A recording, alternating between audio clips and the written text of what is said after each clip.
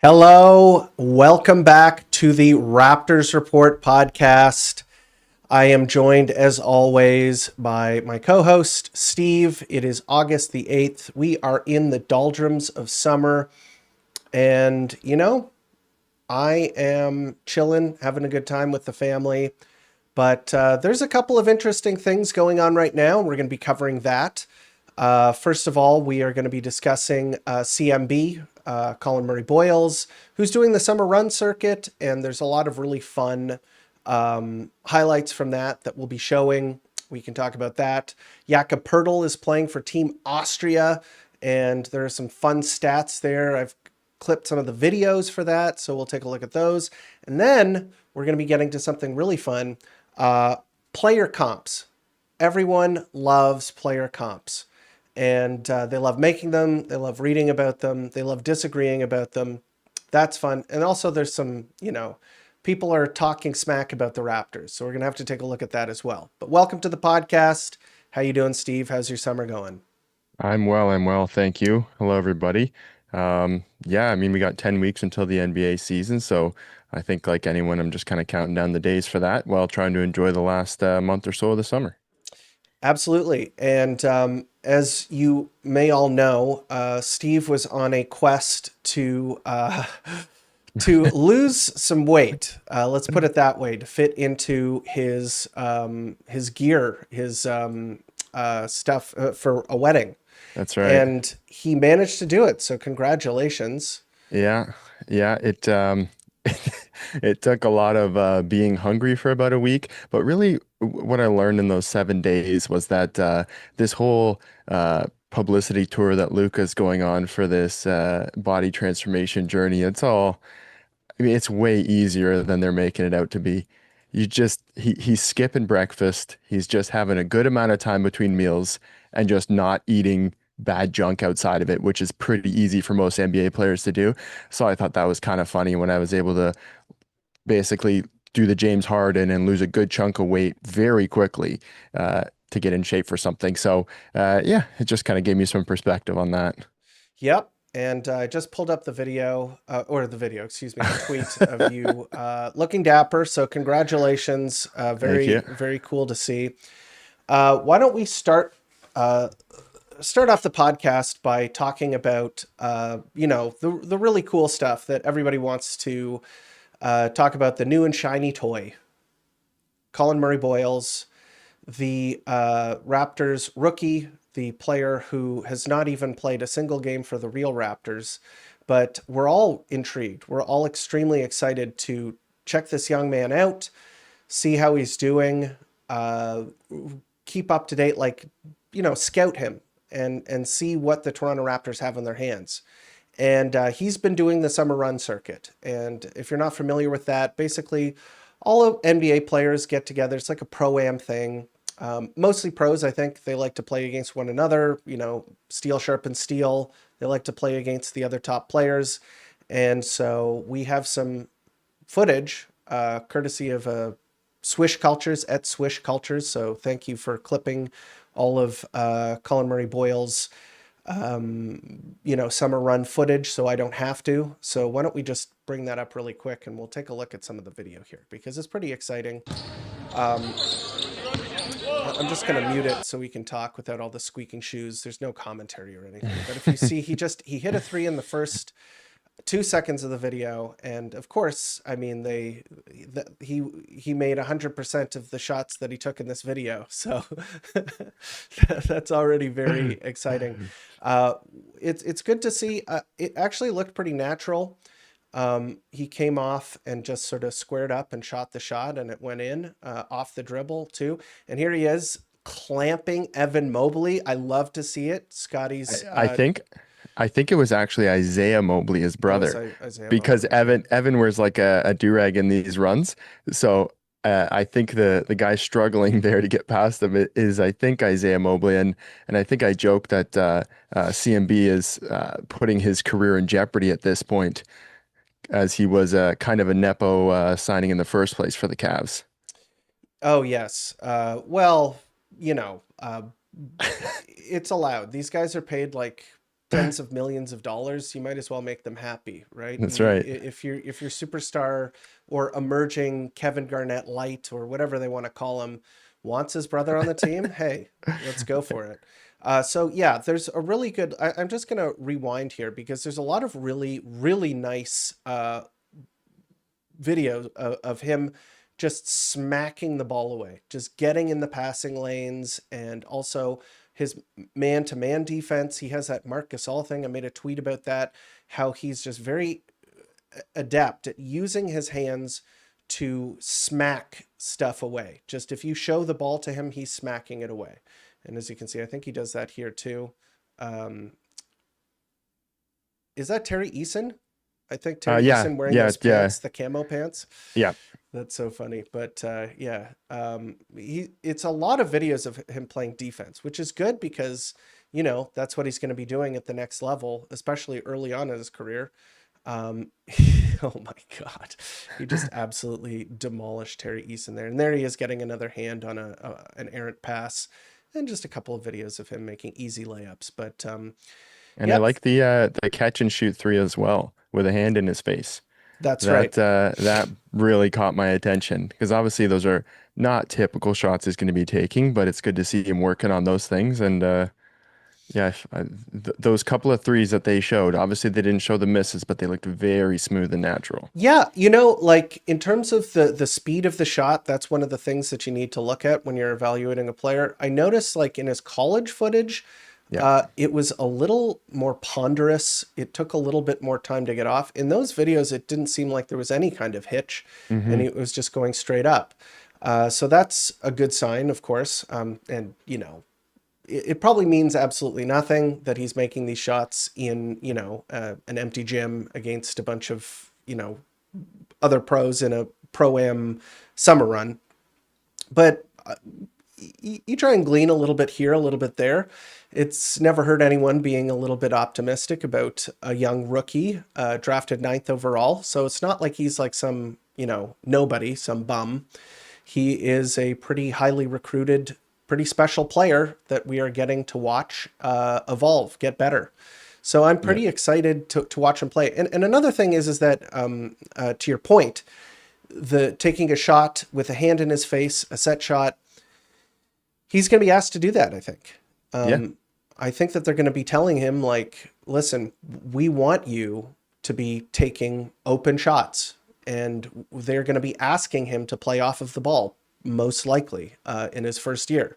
And so a lot of that is spot up. A lot of that is, making backdoor cuts, setting screens, doing the sort of dirty work, like the non-on-ball stuff. And we'll see how it goes. So that was pretty interesting. And something that was kind of my takeaway from it too was he looks really good next to good players. At South Carolina, he didn't have a lot of good players. They weren't, a lot of their team wasn't a very good team. He had to make do with a lot. They didn't have a lot of good 3-point shooting. They didn't have, so him next to some guys like Clay. And in the other run, I think Swish Cultures put up two. And in the other one, he's playing with Carter Bryant a lot of the time. He worked really well with him. He seems to play really well off of other really good players. So I can see him getting some good minutes next to some of the starters and having a lot of success because he does just seem to kind of have some of that maturity to his game pretty early on.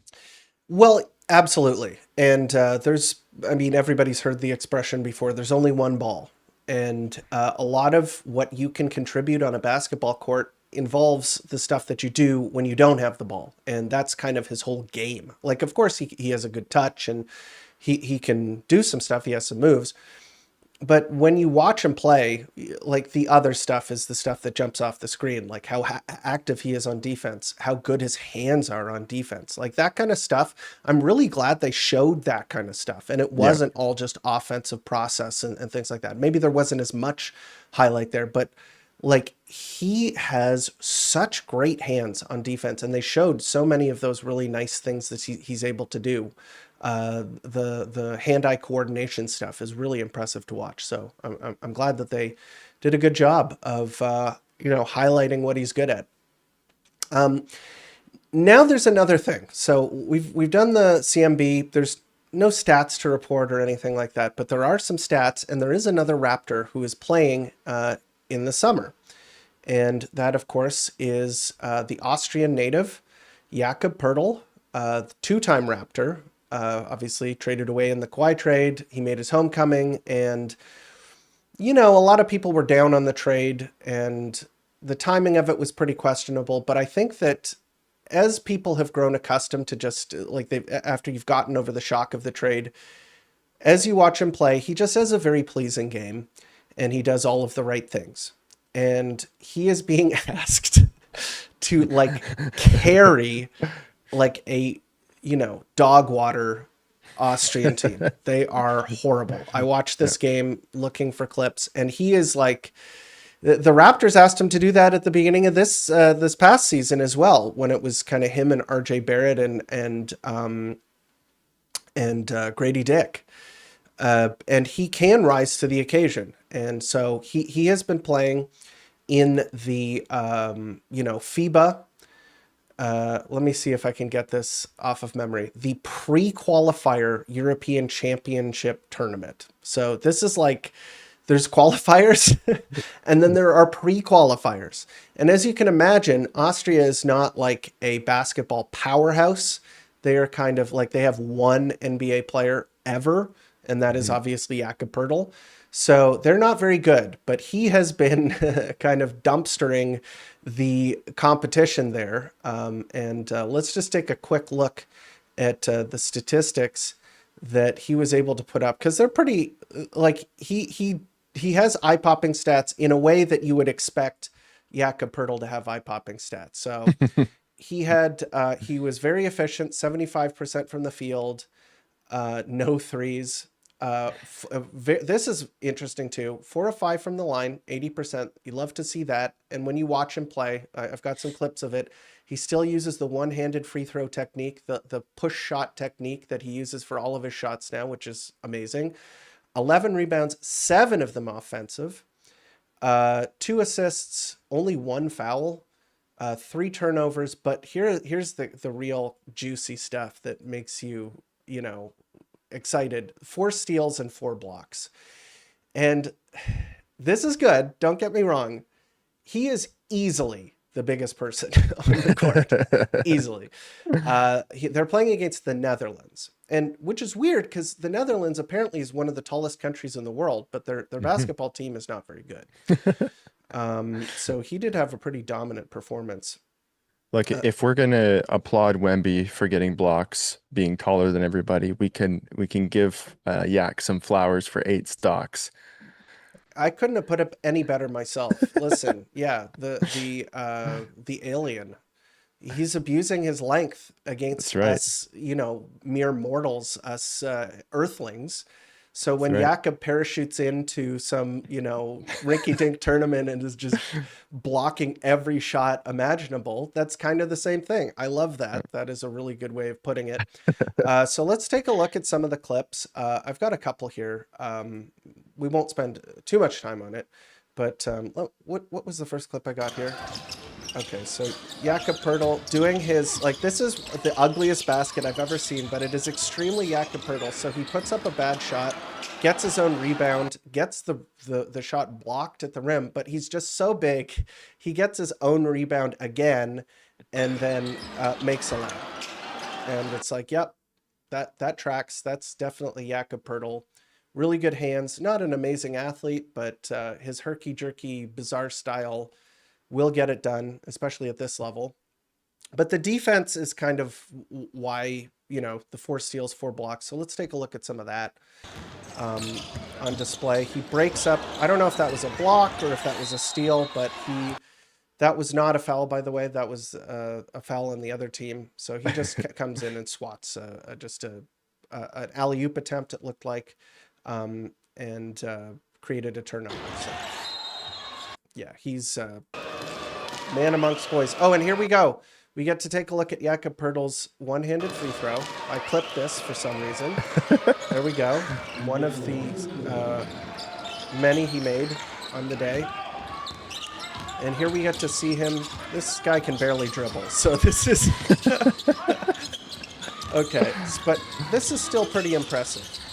He still manages to run out to the three-point line and block a three-point attempt. So, and then, yeah, he takes it on the fast break and manages to hold control of the ball. But as you can see, this is not high-level hoops. This is kind of, maybe I was aura farming a little bit when I posted his stats on Twitter. I got pretty good engagement from that because people maybe don't know the level of competition that he was playing against. But in any case, it's good to see Yak staying busy and, there are a couple of people, quite a few people in the stands, so it's not like he's playing in front of nobody. But Yeah, maybe we can use this to talk about Yak. Go ahead, Steve. I was just gonna say, I love to see anybody representing their country any chance that they can. A lot of players have the opportunity and don't.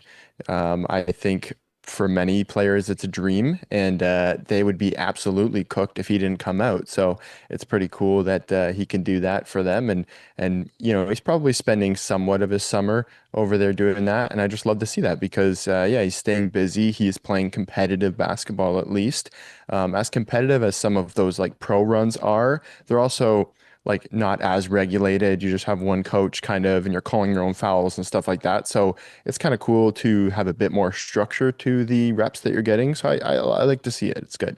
Yeah, no doubt about it. And the Break Lab in the comment section puts it well. He says it would be concerning if he wasn't dominating. And so when you see him dominating, it just sort of, it gives you the confirmation that you need that it's like, okay, he is above the level of competition, which is what you would expect. In terms of this coming year, I think that anytime one of the veterans looks good, that makes me feel a little bit more comfortable. I certainly want to see the Toronto Raptors do well this coming season. And one of the only ways that they're going to be able to do that is if the veteran players like Jakob Poeltl are, bringing the Raptors along. They are going to have to win their minutes. They are going to have to make like a big impression in order for the Toronto Raptors to, be successful. He's going to have a repeat of last season. Last season going in, I'm sure that the consensus among Toronto Raptors fans was that, I think most people were down on Jakob Poeltl, I would say. I would say that most people still had the taste of that trade in their mouth, where they were kind of evaluating him in a way that was sort of maybe below what we know he's capable of now. And as a result, I think that everybody was pleasantly surprised. And he came alive, and the team looked really good while he was playing. He did all of the things that you would like from a center. And that's all well and good. But the fact of the matter is that they just paid him. And so now the optics are a little different. he's going to be coming into this coming season with more to prove, or at least he has a bar to meet. And if he doesn't meet that bar, he is going to be scrutinized pretty heavily, and he needs to bring it. So, like, what do you think about how people see him and about the contract? Because we can get into that. Yeah, I think a lot of the league does not see him that highly, and probably half Raptors fans have finally started to see him in a bit more favorable of a light. There are still some people that complain and whine about a trade from years ago, which I don't care about at this point. There was maybe some misjudgment made at the timing of the trade, but years later, you still have a player, you still have a center, and who would we have gotten as a center in that time? I don't really see the options unless you're able to keep your draft pick and draft Zach Edey, maybe, to which he's injured already. Would he even be better than Yak? I don't know. They're a similar kind of player. But I think that he did make a good impression last year. He had a couple of really big games. I remember he made a really good impression on the Celtics coach, who said he's one of the best players in the league. He's a bear down there. Like, that was kind of the recognition that a lot of people haven't had for Yak yet. And I think more people have realized that he became kind of the most important player for winning. He had the best on-off stats out of any of our starters. And it's not that he's like, oh, he's the guy but it got harder and harder to win without him, Yeah. because you just don't have a backup center that is in any way comparable to take his kind of minutes. And he is a workhorse. He is a guy who is banging down low, and he's taking those hard reps that you don't want somebody like Scotty to have to do as a small ball five or anything. So in very much kind of my opinion of him grew, as well as I looked at him as, this guy's just an animal in a tank, and he doesn't complain. He just gets Yes. down there and he battles and he sets as hard picks as he can, and he rolls pretty well. He's got great hands. He's catching a lot of difficult passes that RJ and Scotty were throwing at him. So yeah, definitely my opinion raised of him, but I think collectively around the league, they're still very low, because the reaction to his contract was pretty crazy from what I saw. That is a very good point. I think that the disparity between how Raptors fans view him and how the rest of the league views him was very evident when he signed the deal. In terms of, like, people were saying, like, this is a massive overpay. And I think it was a bit of an overpay, but, like, the degree to which people were complaining and talking about it in the national media versus how Raptors fans saw it. And Raptors fans, like, let me tell you, there will be people who complain about a deal if they think somebody's making too much money. But I think that the consensus, when you heard what Raptors fans were saying, they're saying, like, I'm pretty comfortable bringing him back. And Hmm. I like what he brings to the table. And obviously, he needs to live up to it. He needs to live up to it. And I hope he does, because he seems like an amazing guy, amazing teammate. And yeah, just hope that he's able to sort of do what we all know he's capable of. And with that kind of out of the way, just the little summer tidbits, the actual playing that's happening right now involving the Raptors. There's some other bookkeeping stuff, like Olivier Sarr, like they picked up Alexander Sarr's brother, and it's his brother, right? It's not like a Yeah. cousin or something. Okay, No, it's it's his his brother. brother. Yeah. Yeah, and he's older, Yep. less accomplished, less of a pedigree, but he is on the team. He's also very large. He's a center, and Hmm. they picked him up. He's obviously going to be just, like, working out for the team. He's going to be trying to make the final roster. Maybe they're scouting him for their 905 squad. Just thought I'd mention that happened this week. And he But was in the he was in OKC system, which gives me a little bit more excitement and faith, because they've got very good talent scouts, assessment. So yeah, so I would say their interest in him at all, it makes sense why we would also be. well, yeah, it seems like the Raptors and the Thunder are kind of copying each other's homework. I mean, Brandon Carlson, the guy who was on Yeah. the Toronto Raptors Summer League, they picked him up as soon as the Raptors waived him. Yeah, there's a couple of things, which is a good thing. Listen, Sam Presti, easily the best general manager. I think he's proven it at this point in Yeah. the league. He's managed, I mean, he's in the enviable position where he's gotten to, like, outright tank and basically throw seasons down the drain in order to Yeah. build a team. But in terms of generating assets and doing the scouting and developing players, like they're just a cut above. And Hmm. so if they are interested in the same players you're interested in, that's a good sign. Yeah. So let me set up the next segment. We've already discussed it. We've already kind of set the table, but we're going to be doing the player comps for a lot of the Raptors. Not all of them, but most of the rotation. And I hope you guys enjoy this. Put a little bit of time and effort into designing the this kind of thing. It's more of an interactive background. So let me know how you like this in the comments. So let's take a look here. We have the franchise player on the screen right now, Scotty Barnes. He is the guy that the Toronto Raptors are trying to build the team around. And we've come up with some player comps. I have Steve's, but he hasn't seen mine. So he's going to have to tell me whether I'm cooking or, whether I'm just, I don't know. What's the opposite of cooking? Failing. Yeah. Yeah. Cooking badly. Okay. Let's start off with Steve's player comparison.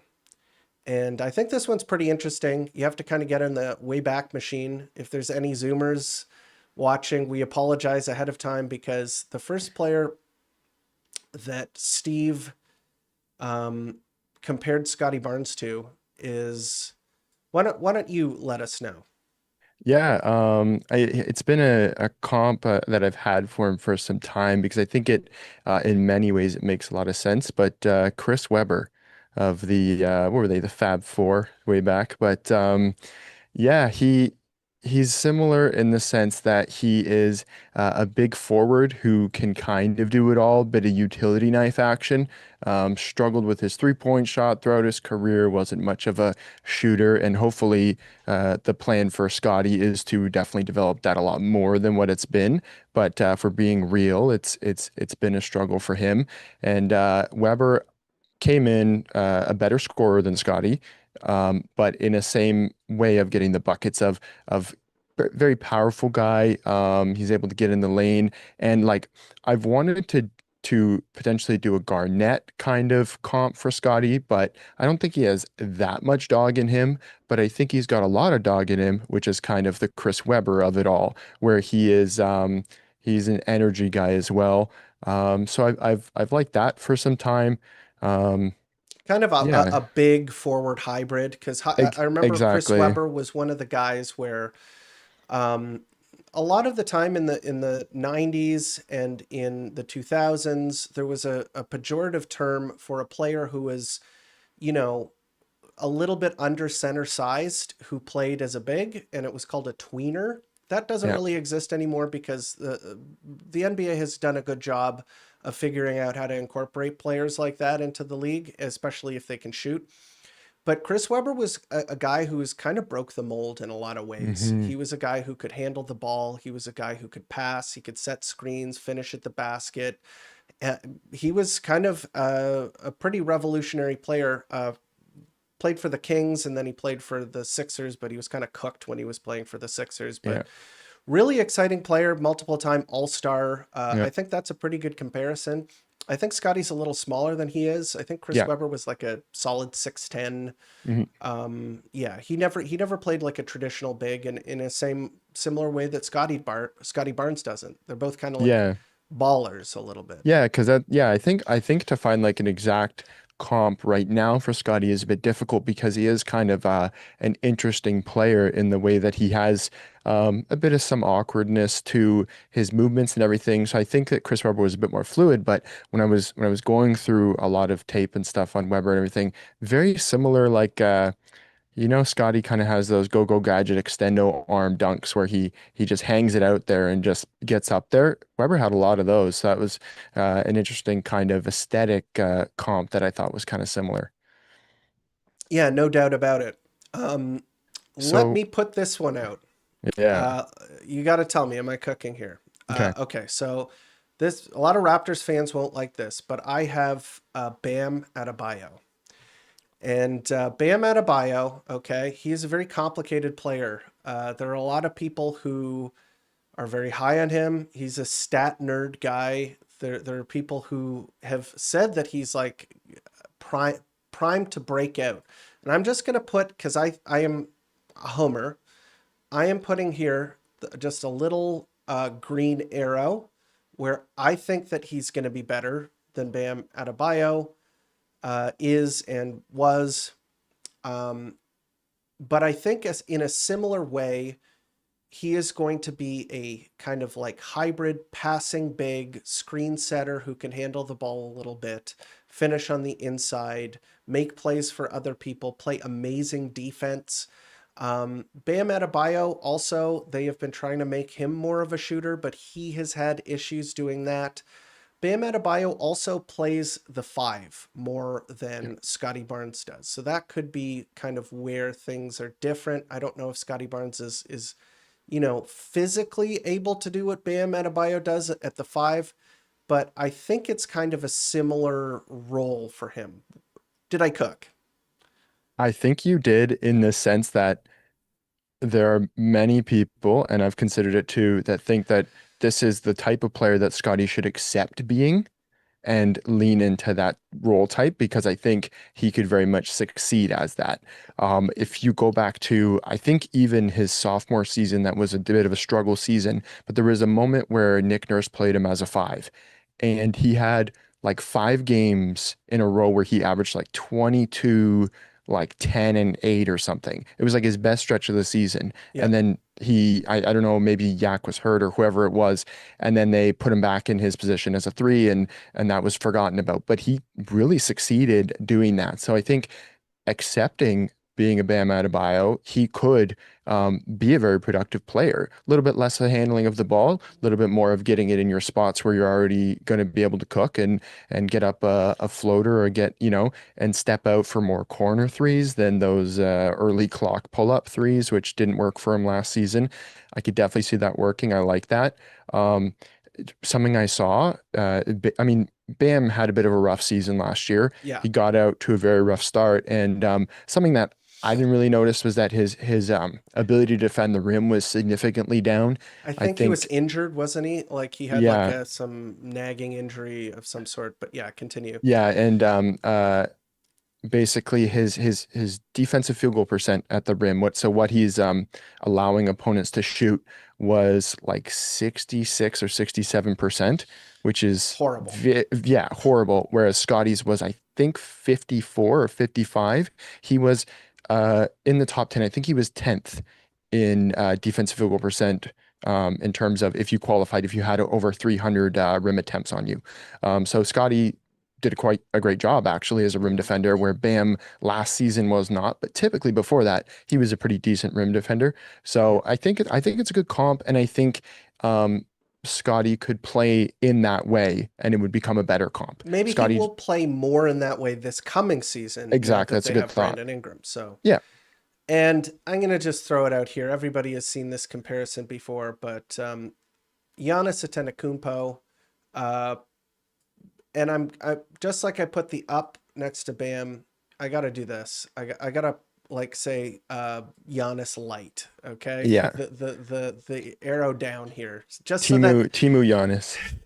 so that we can't get clipped here Yeah. if somebody is hate watching this stream for some reason and saying like, oh, look at these homers, they're comparing him to Giannis. But in terms of, let's just say role, okay? Athletic, although Giannis is more athletic, uh, large fours that can handle the ball Mhm. and attack the rim and make plays for others. So there's not a lot of guys like that, which is why, Giannis is one of the guys that springs to mind when people talk about Scotty Barnes, is because a point forward that Giannis is kind of like, he is the main engine on those Bucks teams. They give him the ball, and of course the other team needs to completely collapse and build a wall to keep him out of the paint. So he just has the vision and the passing ability to make plays for his teammates. And I think that Scotty Barnes can kind of do that. Maybe if you were like cross Bam Adebayo with Hmm. uh, Atenakunpo. Maybe that's how we could put it. But what Which do would you be think an about that? excellent outcome. Oh It would yeah, be that would be excellent. like probably a Hall of Famer. But Yeah, I mean, like, okay, so it's funny. There's a lot of crossover between Scotty and Giannis's stats on Giannis's bad stats. So when you look at like, oh, he's not shooting the three very well, he's shooting exactly what Scotty's shooting at. So there's there's interesting parts where their downsides are the same, but Giannis just does every other bit better than Scotty. But yeah, like you, for a time, your hopeful 99% outcome for Scotty was Giannis. yeah, I mean, that's the top three player in the league. That's just so unlikely. But um, I don't think it's wrong to say that there are times when he plays the same. But what Giannis has over him greatly is the constant aggression and constant downhill punishing yeah, because he's bigger, he's stronger, and more he's more athletic. confident. Yeah, Yeah. exactly. And he's a lot more confident in doing that. But I think Scotty's been developing the more confidence in driving constantly. And Yeah, then, that's a good point. Putting yeah, pressure on the rim, there's literally nobody better than Giannis Antetokounmpo. He yeah, is the number one, like for the past decade or something, in yeah, terms of self-created dunks. Like yeah. he's just an absolute monster. So let's not get it twisted. But I mean, in terms of a large forward who can handle the ball, attack the rim, make plays for others, that's why I included Giannis there. But now that we're done with Scotty, why don't we go to the guy that we've already spoken about? Another player who, a large player, uh, Jakob Pertl. Jakob Pertl. Let's hear who you had as his player comp, and then we'll get to mine. Yeah, so I had Visa Zubats as Yak's player comp. I think certainly last season Zubats was a lot better. He was playing at an all-star level, but in the similar form of center where he's a big guy, he sets good screens, not a three-point shooter in any way. Somewhat ground bound, although Zubac had a lot more dunks. Yeah. But in having a lot more dunks, and having the same field goal percentage as Yak, so you could say that Yak is actually a bit better of like a shooter than Zubac, but Zubats does have the floater. he does, yeah. That's kind of like the Euro big type thing, is that a lot of them, and I think that honestly, the way that the center position is evolving right now, I think that that is becoming one of the things that teams are looking for in Hmm. a big, is the ability to score outside of dunks. And it used to be like, oh, a stretch five, and there are a couple in the league, but unfortunately, just the way genetics work, there are not very many 7 foot tall players. And unfortunately, that means that a lot of them are just not going to have the coordination required to be able to shoot threes. But in the case of Jakob Pertl and Ivica Zubac and some of the other players that we'll mention here, the floater is like a nice kind of in between where you don't have to be right at the rim. You offer a little bit of spacing, but the field goal percentage, that is why, is that a floater is not as good as a layup, but it Hmm. is like vastly different in terms of efficiency than a mid-range shot.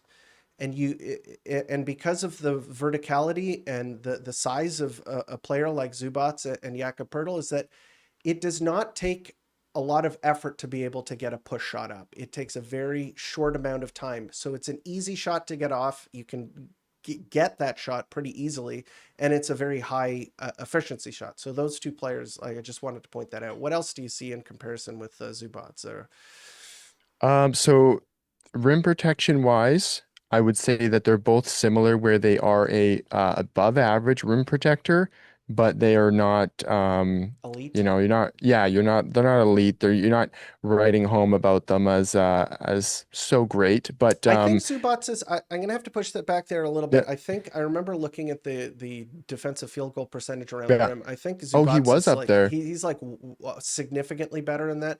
That's a And good I point. also think that one of the things that he has over Pirtle is that he's like a tank.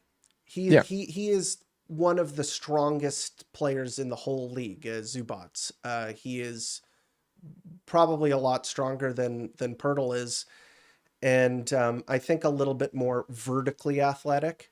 I think Pirtle Yeah. might have him beat in the foot speed department. I'm not going to say probably. He definitely has him beat in the Yeah. foot speed department, but Zubats is like a better jumper, I think, as well. So Yeah, I think he had like 100 more dunks. Like he was significantly more vertical with that. So yeah, I guess I don't know if I was going off of their block rate or something like that. But yeah, anyway, and then I guess their ability to somewhat not get killed when they do switch out on the perimeter. Something I was impressed with Yak last season is that when he did get caught out there, he was able to keep up the shuffle and really not get burned by too many players.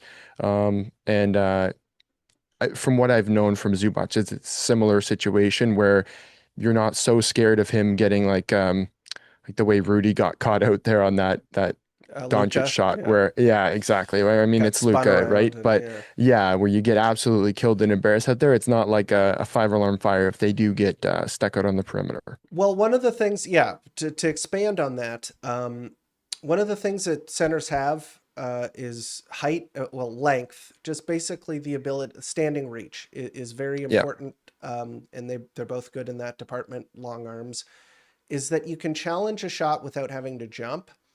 And so they don't have to like fully commit to it. But foot speed is a concern. Like, Yak can get out on the perimeter, and so can Zubats. What they're looking for is being able to lightly contest a 3-point shot and not get blown past to the Yeah. basket. And they both do a pretty good job of understanding the role when it comes to a switch it, which is stand in front, get big, get your hand up in the air to maybe obscure the vision of the basket to make it more of a, reflex thing rather than a being able to see the basket thing. And then, let the chips fall where they may. Uh, my comparison, okay? And I don't need to know whether I cooked or not because, like, I think he's the most similar player in the entire league to Jakob Poeltl, and that's Okay. Isaiah Hartenstein. Yeah. Both of them are, their stats are extremely similar. They both have their bread and butter is that push shot in the mid range. Hartenstein had the 3-point shot a while ago, but he hasn't really gone to it since then because he's just so much more effective working in the post and off of screens and rolling to the basket and doing all that stuff. And another thing that he has that Jakob Poeltl also has is a playmaking ability. I think he's even a better playmaker than Jakob Poeltl is. He is very good at making accurate bounce passes. He can dump it off to players like big to big passes. He's really good working alongside Chet, like that tandem, like the fact that he can make those easy passes to Chet and vice versa. That's really good. But the similarity between the two, they're both the same size. They're both Hartenstein maybe a little bit more a better athlete, but I struggle to think of two guys that are more of a match than these two. And when I was talking, like, because I had an argument with somebody on Twitter, which is the Hmm. stupidest thing you can do. Why would you do that? Just some random person, Yeah. where I had to like go to bat for Yak, and Yeah. um, I always say I'm like, Yak is not like a superstar. He is not like some world beating player. And if the right trade came along, I'd be okay with the Raptors, parting ways with him. But with that said, he's good. He's a good player. And Yeah. the context was, it's like you can't win a championship with Jakob Poeltl as your center because he can't stretch the floor and he can't do this and he can't do that. And he's a traditional center essentially. Hmm. And I literally said, okay, the Oklahoma City Thunder need a center, and they traded for Isaiah Hartenstein. He's like almost exactly the same player as Jakob Poeltl is. If they win a championship, you know what? I'm going to dig up that tweet because I'm going to go back and rub it in this guy's face. Yeah. And I'm going to And say, they're paying Hartenstein $10 million more than Pirtle just made. So yeah, you like this past season. So it's paying him $30 million to come off the bench to help you win a championship. But I know they sometimes started him next to Chet, right? yeah, I don't. their biggest weakness, Yeah. and I think he started a lot of the games for them, Yeah. Okay. but like their biggest weakness was that they didn't have size in the front court. They didn't have a true center to play. And I know that a lot of the time they didn't want to play like that. But the fact of the matter is, a lot of the time it's about matchups. And if Mhm. you don't have a guy who can body up against the Nikola Jokic's of the league, you're going to just get dog walked. You're going to get absolutely crushed by these giant men. They're going to pulverize you. Imagine Chet trying to guard, Jokic. Well, we saw Alex Caruso defend Jokic, aka like Yeah. just like beat the crap out of him. But like Hartenstein, and the rebounding is definitely a big thing for the both of them. Offensive rebounding, all of these guys, like, rebounding is possessions, and these guys help you win the possession war, no doubt about it. And my last comparison here, we're trying to do three for everybody, is Jared Allen. Jared Allen, these guys are like the quadrifecta of just meat and potatoes big men. And they call it meat and potatoes because you are happy eating it every day. It is just something that is, you know, totally acceptable to have for dinner. It's not exciting. You're not going to be jumping for joy. There's not going to be like highlight mixes of these players, burning up. Although, you know what? On TikTok, there are some absolutely insane mixes of players who are just not stars doing not star stuff, and those blow up for some reason, which I love. I mean, Yeah. basketball's a beautiful sport, but these four guys are just, they're going to do what they do, which is protect the basket, score efficiently around the rim, grab rebounds, um, you know, set screens, make good passes. And Jared Allen is a similar player in that regard. I think a little bit better than Yak right now. A lot of the same strengths, uh, great foot speed, good ability to challenge, like get to places and challenge shots. What I will say, there's a positive for Jared Allen. I think that Jared Allen is a better finisher around the rim. I think that he's a better defender than Yak, but he's also a little too scrawny. His issue, sorry, I'm cutting his fro off here, has been just he gets dominated physically by other bigs. Yeah. And that has happened multiple times. And Yak hasn't really had that problem. In fact, like the biggest force on the inside for the past couple of seasons has been Jokic. And while Yak doesn't stop Jokic or anything, it's considerably a lot more difficult than he would have otherwise. So, yeah, those are my comparisons. I like it, and I think, I mean, maybe we should take a cue from these two teams there of Jared Allen's and Isaiah Hartenstein of how to craft the success around a player like that, having Evan Mobley next to Jared Allen and Chet Holmgren next to. Now, these are top picks. You're not just going to find one of these, Yeah. but if you're looking at a tall 7-footer with some skill and ability to step out and hit some threes, that seems to be the type of player to stick next to one of these guys, or rather stick one of these guys next to that to help with that. Like, I've always thought that Yak would be looked at way more favorably in the league if he ended up somewhere like Memphis and he was next to Jaren Jackson Jr. and taking the brunt for him so he could do his little thing, because they always like to put him next to like a Steven Adams or somebody who's a bit stronger who can allow Jaren Jackson to do his thing with his kind of like weak side defender. So I've always thought that if you put Yak in that kind of situation with a another twin tower four who has a bit more talent, maybe the league would look at him a bit more favorably, whereas some of these other guys have kind of gotten a bit of benefit of that.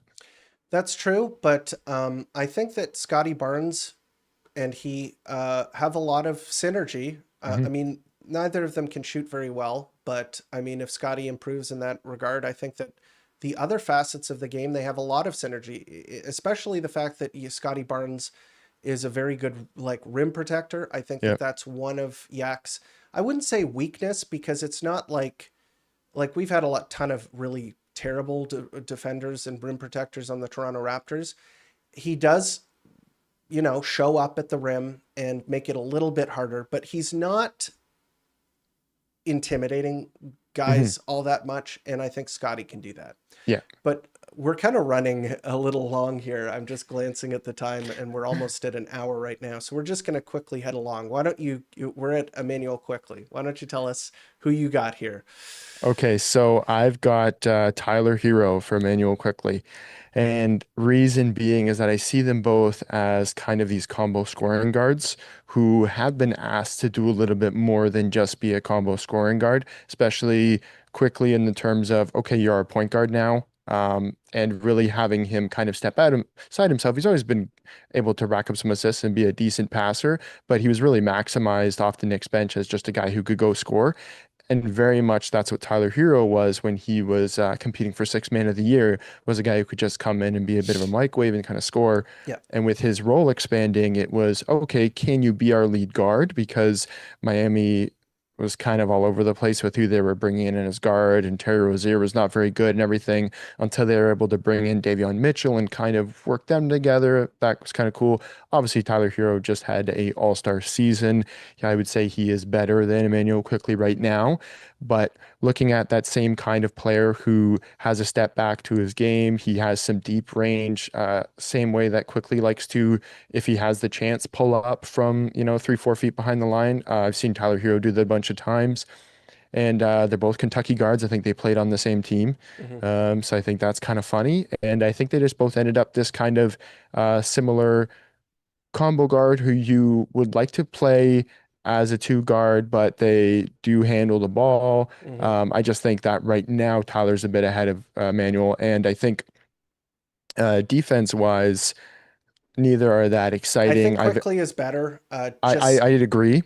He's got more length. He's longer arms, and he He's fights better. over screen. That's the thing. That's the Exactly, thing. he fights over screens a lot better. Yeah. But I think uh, people just maybe expected more out of Quickly's defense coming from New York. But I mean, again, he has had this kind of injury thing that he He's wasn't a used to smaller having. guard too. Exactly. And But they're neither are very disruptive, but he is yeah, better at navigating screens, I think. I think definitely. Tyler Hero's like just a negative in terms of Yeah, he defense. doesn't try that much No. on defense. No. But in terms of like what you were saying, like how he's seen as better right now, just listen to how people were talking about him even the season prior to this one, where Hmm. it's like he's not worth his contract. This guy's overrated. All of the people were talking about how they kept turning down trades with his name, like the Harden Yeah, trade and all that kind it's of stuff. true. But he just kind of like flipped the script and had Hmm. a huge glow up where he, made an all-star team. He looked really good. And one of the things I want to mention, because I do like this comparison, is that I've talked about this in the past, but what teams have done is that they've taken the playmaking and they've moved it up the position order. So a lot of the Hmm. playmaking, like especially on that Heat team, Bam Adebayo, right? He is the guy that kind of stirs the drink in that offense. They give him so many opportunities to, with dribble handoffs, screen actions, being able to handle the ball with the back to the basket, kick it out, things like that. You don't have to be as talented of a playmaker at the one anymore. It used to be Yeah. that you were the guy who handled the ball like 90% of the time. And so you had to make all the plays for your teammates. And that's just not the case anymore. And in fact, that kind of brings me to the next point. Another Kentucky guard, and Tyrese Maxey is the guy. And I'm just going to put like a down arrow here just so that people don't think that I'm being too much of a homer. I think that Tyrese Maxey is like one of the most special shooting scorers Hmm. that has the league has seen in a long time. Definitely. He is an extremely dynamic player shooting the ball, and obviously, quickly is not there yet. I mean, I don't think he will get there, but uh, I do see a lot of similarities to their games. They do like to come off of screens and shoot the ball. They are both Kentucky guards. They're both around the same size. I see a lot of similarities between the two of them. Tyler Hero, also a really good comparison. It's funny how Kentucky just kind of turns out the same type of player over and over again. Yeah. Whatever they're putting in the water there, Yeah.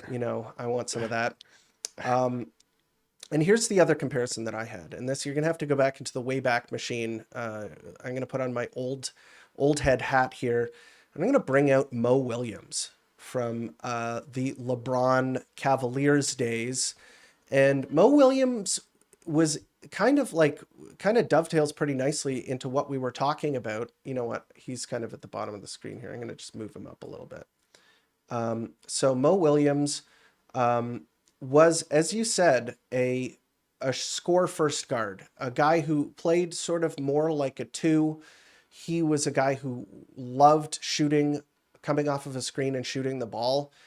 And what they figured out is that you don't need to have a playmaker at the one when you have LeBron James. LeBron James is the guy who is going to be dominating the ball. He's going to be the one, with the ball in his hands the majority of the time. And so what you need is a guy who can, come off of screens and hit shots. And that's what Mo Williams did. And I think that that's going to be what Emmanuel quickly does for the Toronto Raptors this season. Do you know, are you old enough to appreciate the Mo Williamses of the world?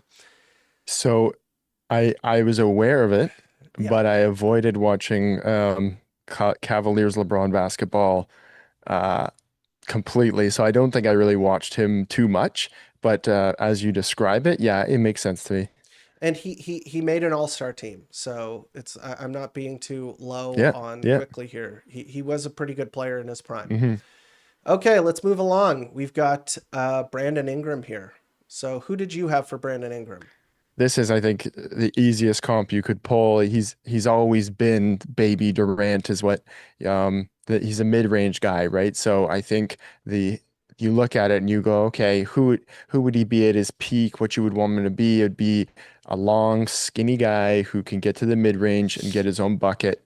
And he's just kind of been that. He's not quite Durant, obviously not, right? Okay, so then But I can put the little down arrow next to yeah, Durant I, here. I would Okay. say you definitely put the down arrow next to Durant, but can he be highly efficient, hitting really tough shots in the mid-range? Absolutely. He has a lot less defensive chops to his game than Durant has. Smaller.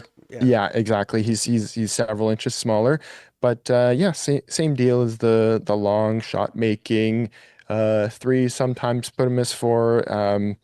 Yeah, I The, mean, there's the not the much more to handle on say. the ball, there's Yeah. a lot of to build on your point here. Like when you watch him play, the smoothness of the dribble, hmm the ability to go between his legs and then raise up for a shot in that sort of fadeaway, the same way that Kevin Durant does. Yeah. There's no doubt about it. When you watch him play, you're like, okay, you really start to see the comparisons.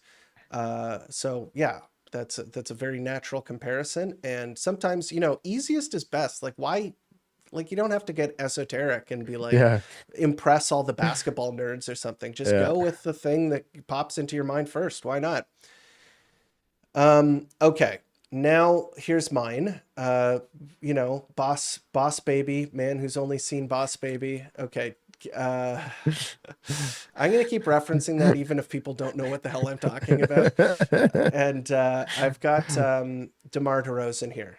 So Toronto Raptors fans are very familiar with Demar Derozan's game. And DeMar DeRozan is like a very good regular season player, amazing mid-range scorer. He's actually gotten a lot more efficient as he's gotten older.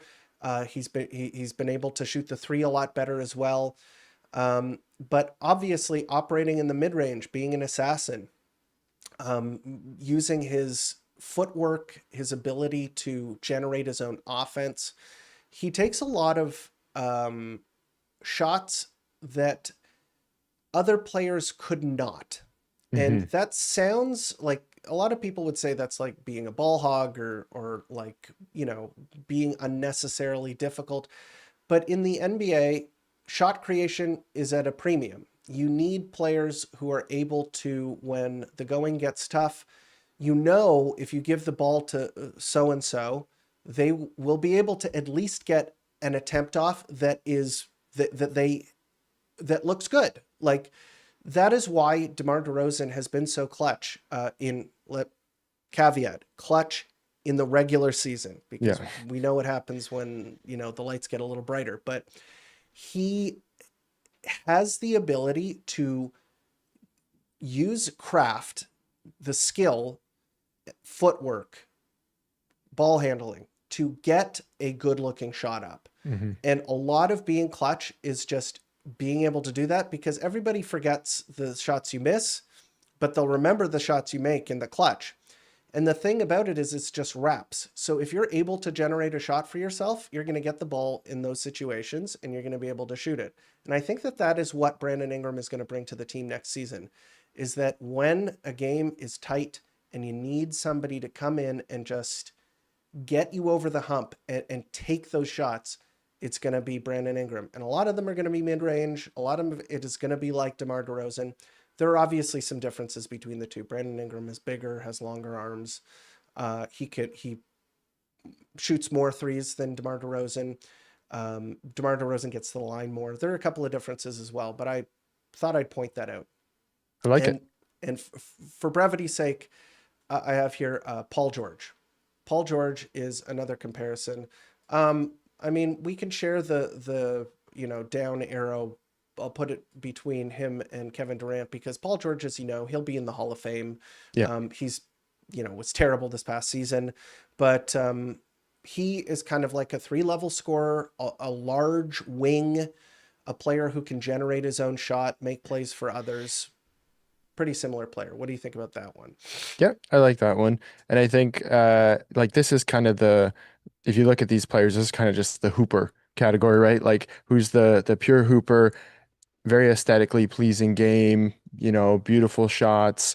And the Raptors desperately needed a guy like this. We desperately needed a guy who could get to his own shot.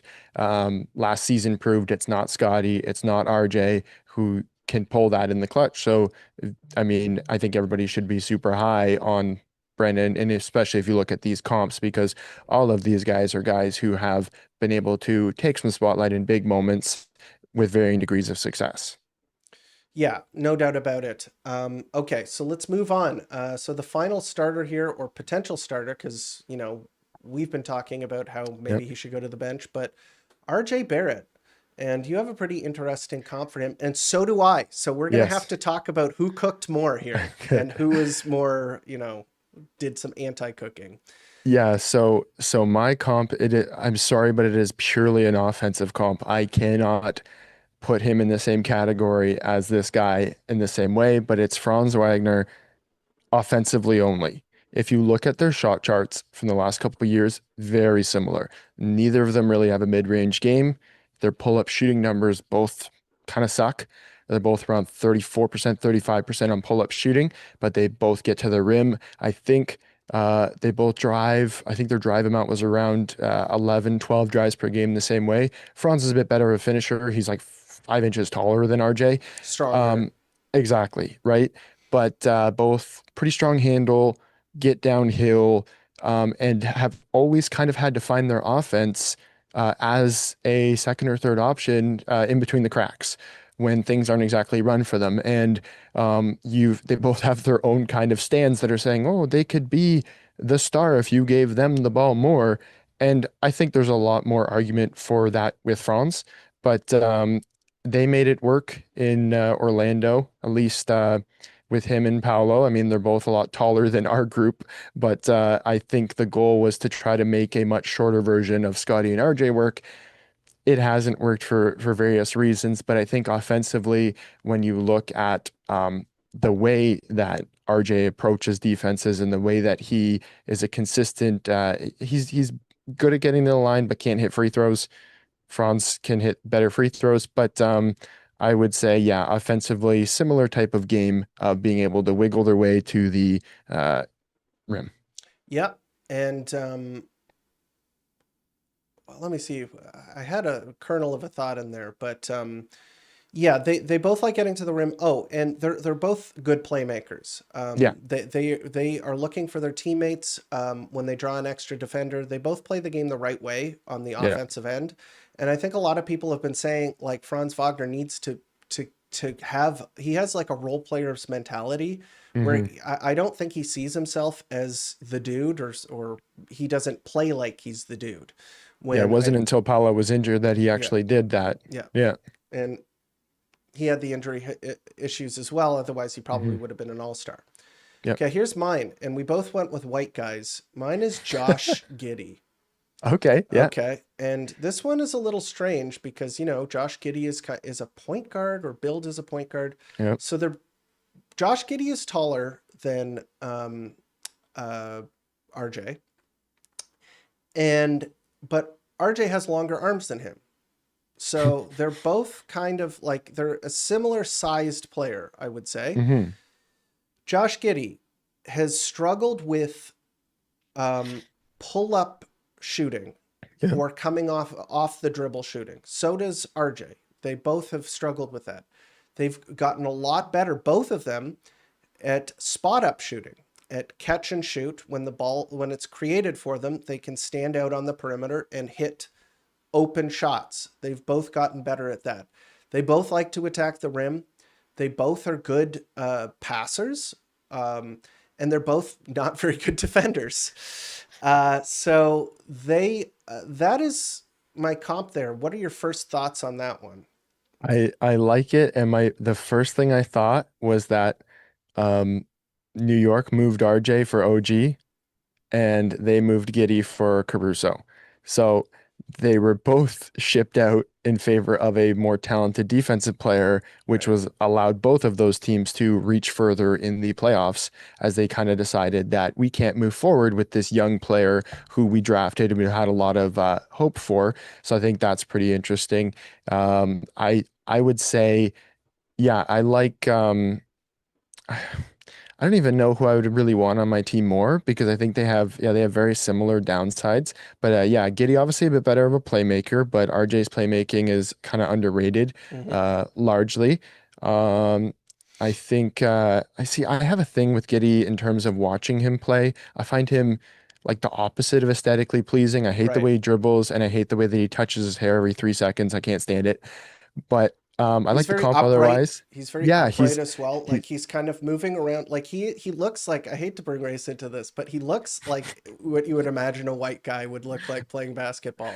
He's kind of yes. running around upright, like going around screens. But he did have like, and also I think trajectory wise, Mhm. they are both kind of having a bit of a career renaissance where they Yeah. started off the season highly, I mean, their careers highly touted, Yep. high draft picks. Then they hit a swoon with their Yep. teams where the fans pretty much gave up on them. They were traded to a new situation, and they've kind of a career renaissance where both of them have, I think, improved their stocks considerably, and they have both have similar strengths and weaknesses. So I thought that was a Yep. kind of an interesting Yeah. one. So, and I then think it's interesting. I like it. the other one I have here, which is kind of a Team Canada connection in a roundabout way. So Jalen Williams. Jalen Williams, hold on, we got to make some more space here on the screen for his afro. We have afro problems here with him and Jared Allen. They just keep getting their afros obscured by the other players. Secondary ball handler, secondary creator.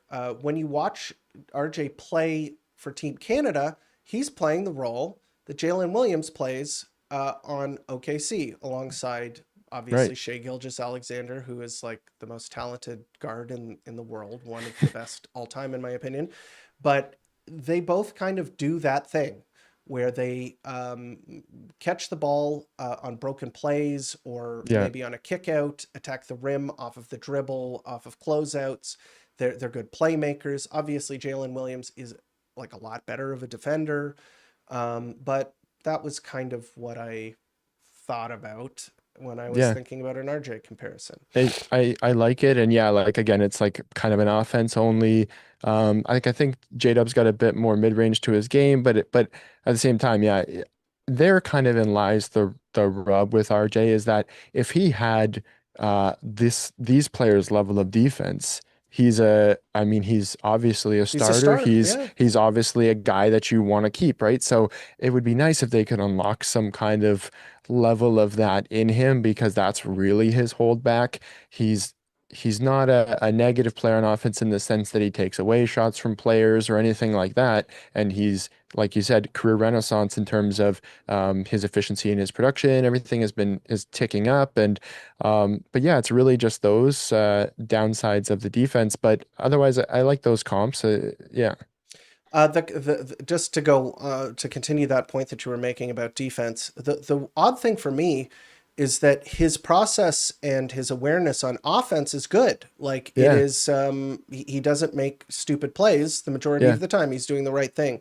Yeah. But on defense, I think that if he processed the game on defense better, Yeah. he would be a good defender because he's a good one-on-one defender. When players try and get past him, he's got those broad shoulders. He can put up resistance going to the basket. It's just he falls asleep constantly, and sometimes the Mhm. effort isn't there, et cetera, Yeah. et cetera. So, I also think certain coaches could get more out of him. Like I think if you put him with Spo or if you put him with Udoka or something like that, somebody who it's a non-negotiable thing to play defense is that you're coming off the floor if you're not playing defense. right, He would probably have a bit better of a defense. If there's a knock that you can make against Darko is that maybe he's a bit too kind right. with certain players. So uh, I mean, potentially, you know, Tibbs was his coach, but Yeah, yeah. I've seen funny clips where RJ takes a shot and he missed it and he laughs to IQ. He goes, "I'm not coming back in now. I'm not coming back in now." So he almost seemed to have fun with the fact that Tibbs was a hard ass about that. So yeah, you don't really know exactly. Yeah, it's hard to glean from the outside, like what's going Yeah, on and what all the things are. But yeah, definitely RJ, it's right there. It's right yeah. there. He could be an impact player. Okay, next up, we're going to the bench here, or perhaps the starting lineup with Jacoby Walter. Jacoby Walter, we have a couple of player comps. Why don't you go first? Yeah, I was tempted to make a lot of other ones that were kind of star players, but I had to temper my expectations here, and I really started to think early young career Gary Trent Jr. If you look at them size wise, Yep. similar height player, and if you look at the way that they get their offense and how they don't exactly really create for others, I think there's a lot of similarities there where GTJ could create his own shot, Jacoby can create his own shot. And defensively, I think Jacoby is a bit better of a defender in terms of as a team defender. But if the way he played in Summer League defensively is the way that he hopes to play as a defender, that's very similar to the way that early, maybe his first year as a Raptor or his second year as a Second Raptor, year. yeah, the way he would play as kind of a ball hawk, gambler risking it for plays and Hmm. trying to be a playmaking defender, which I could see Jacoby trying to be if that's what they try to have his role at, because he was awesome at that in Summer League of getting out there, taking the risk, and creating a transition opportunity out of it. What you're saying about Gary Trent Jr. is very, very good because in that second year, basically what the Toronto Raptors did is that they tried to take advantage of the rules change. So Hmm. there was a massive rule change in the summer leading up to the following season. They kind of had it with the, offensive players doing rip throughs and, diving into players for foul calls. And so they lightened up on the whistle. And Nick Nurse, being a savvy operator, realized this, and he's like, "Okay, prison ball time. Yeah. Go out there and just mug the other team." And Gary Trent Jr. was like leading the league in steals. He Hmm. was just ripping people. And when they started calling fouls, like the normal way again, his defense fell off a cliff. Yeah. But you're absolutely correct that when he was gambling and doing that kind of stuff, he was like really effective, like really doing a good job and being a quality 3 and D starter.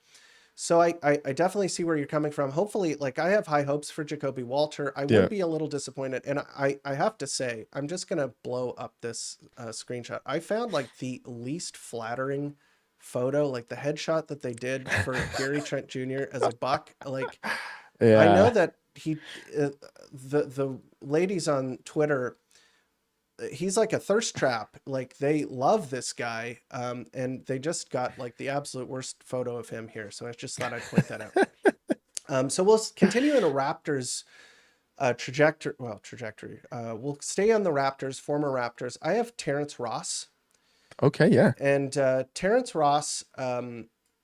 Again, another guy who didn't quite live up to the expectations that a lot of people had for him. But the similarities are kind of there in terms of being a movement shooter.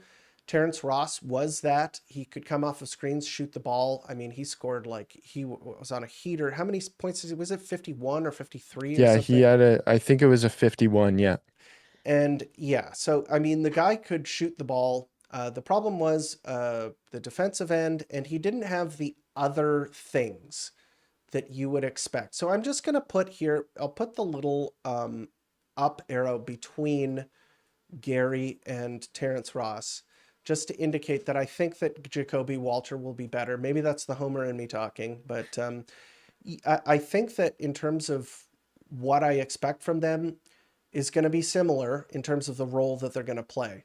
They're Hmm. both similar sized guards. They're both like pretty athletic, good foot speed, can move around screens and shoot the ball. But that's a guy that I thought of, and why not? We have the Toronto connection here. Yeah. But here is a good upside comp, and I think I cooked with this one. You let me know, okay? KCP. Yeah. So KCP is kind of like what I would hope for, hope Jacoby gets to. And I think it's totally possible. KCP is one of the unsung heroes on two championship teams. First of all, the Bubble Lakers. I mean, that's not a real championship, but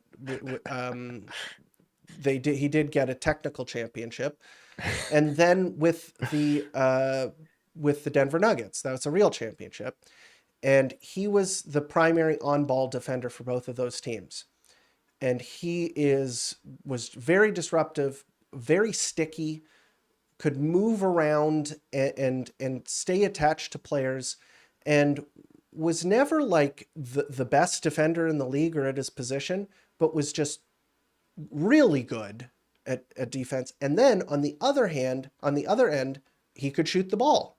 And he could shoot the ball coming off of screens. He could shoot the ball from the corner. He was a great outlet. That's what I want to see from Jacoby Walter. I want to see both of those characteristics come to the fore, be a really good primary on-ball defender, and shoot the leather off of the ball. And if you can do those two things, you've got it made. And KCP, similar size, I thought that was a pretty good comparison. I think so too. And I think that would be obviously a godsend if he became that premier 3-and-D player. Again, we've been looking for that kind of 3-and-D player, and that's what the starting lineup is kind of missing. So depending on how he does this season, if he can embody those traits a bit more, that's kind of his way to wiggle in there, because if he's going to skip past Grady, he has to do it by being a better defensive option in there. And like I've seen the overly excited comps of oh my gosh, we have Jaylen Brown in the waiting. That's pretty extra, but Jaylen Brown was not as good as Jacoby Walter was in his rookie year. He struggled a lot worse than Jacoby, so it's maybe too early to judge something on that. And then the fun stuff that I see from Jacoby is when he does take the ball inside, he has a bit of slitheriness and he has a bit of decent footwork, and he's good with his pivot foot and everything. And it starts to feel like, you would never say Shea, but it feels like that type of player who is very aware of their surroundings on the inside of the arc, and able to get those kind of little bit of Euro, a little bit of step unders, and draw fouls very well. Jacoby has been a pretty good foul drawer throughout his career so far, considering he's coming in with like no grace from the refs. He doesn't get that kind of benefit of a whistle of being a top pick, but he's still able to get some shots up that are good enough to get a free throw out of it. Yeah, for sure. Like spatial awareness, body Yeah. control, the Yeah. ability to sort of sense your surroundings, Yeah. understand where the defense is going to be coming from. And you're absolutely right about the foul drawing. I also think it's a mentality thing.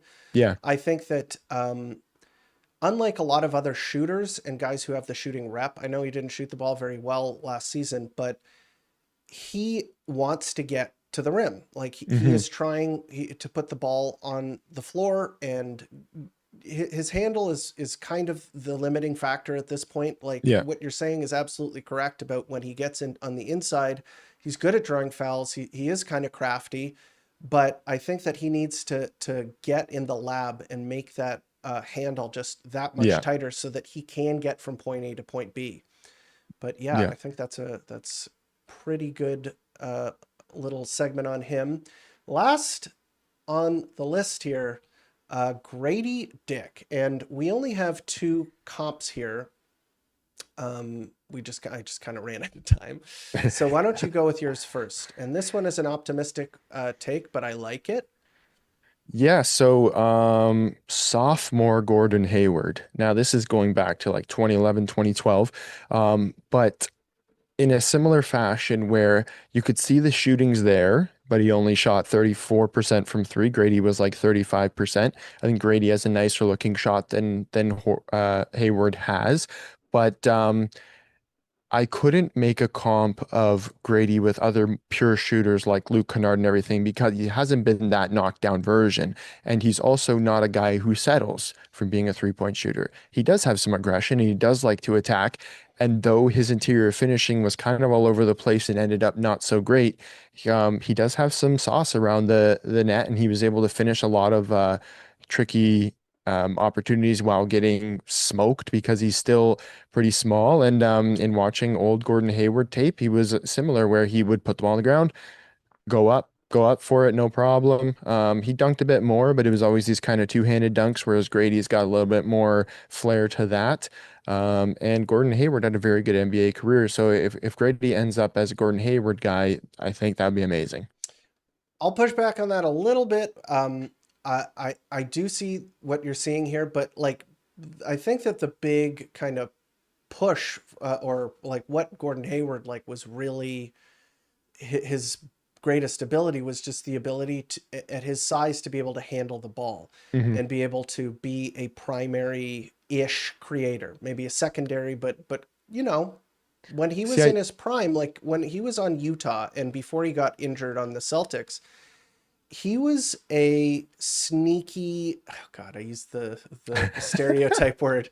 He was a guy who could move around the court, get to his Mhm. spots with the ball in his hands. And I don't know See, if I've seen that with Grady. I think maybe I'm going off of more so his first 20 or so games where he got the ball a lot more and was Mhm. able to put it on the floor more than we had seen from him. And he was able to create a lot of stuff, but it was a lot of just like tough shot making. And he was shooting an absurd amount from the mid range. Like he was shooting in like the 60s for a portion of that.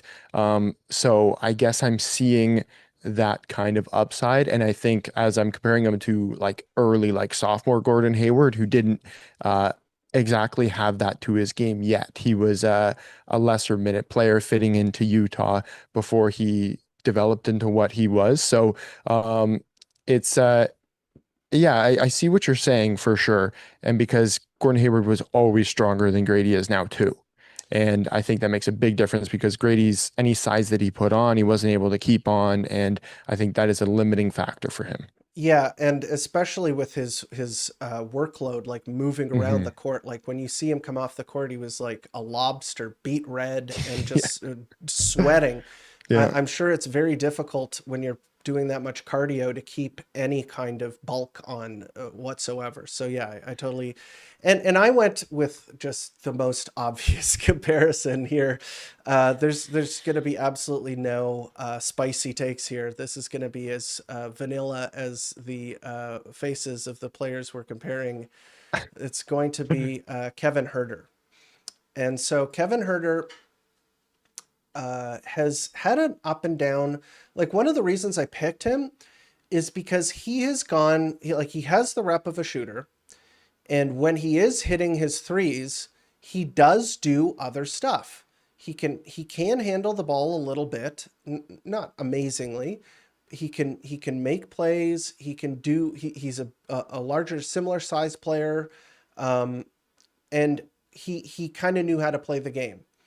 The problem with him is that he goes up and down. So some years he'll be in the high 30s, and in other years he'll be like 34%. This past season, when he was with the Kings before he got traded to the Bulls, he's having a miserable shooting season, just absolutely horrible. With the Hawks, I remember he had a couple of seasons like that as well.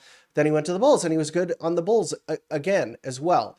So that's kind of like how I see Grady at this point. Of course, I would love it if Grady were to become, if Grady becomes a consistent 3-point shooter and he is in the high 30s for the rest of his career, he's going to be in the league for, a decade plus, which I'm very happy with. But just like Kevin Huerter, he needs to show that consistency from shooting the ball. And yeah, that's kind of the guy I picked. Yeah, I like it. And maybe for the third comp, why not just throw Duncan Robinson there? We'll go with the four pallid faces of white guy shooters in the NBA. So yeah, those are the player comparisons. We had a couple of other topics that we were going to discuss maybe for another episode. The Hoop Collective, we're talking smack about the Toronto Raptors, and we were going to discuss that, but we're already almost an hour and a half in, so we've been here with you guys. I hope you guys enjoyed the episode. Is there anything else you wanted to broach before we get going? No, but thanks everybody for hanging out and being active in chat, and a couple of win predictions I'm seeing down there.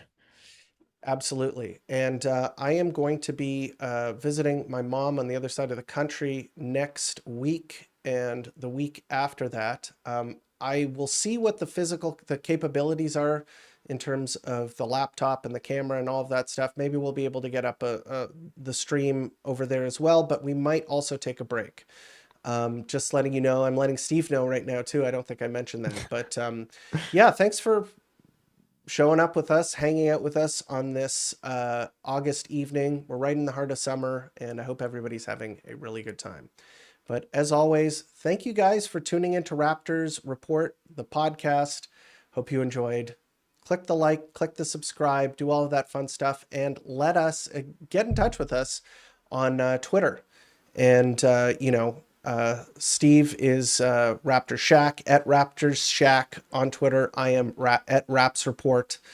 We are going to be starting up. Maybe that is how we're going to contribute over the next couple of weeks. Yeah. By creating some Instagram, YouTube shorts, and TikTok content. And if you follow us on Twitter, we'll be sure to drop some links for that. We'll let you know. In any case, thanks for tuning into Raptors Report. I'm Julian. This is Steve. We'll talk to you in a couple of weeks. Cheers.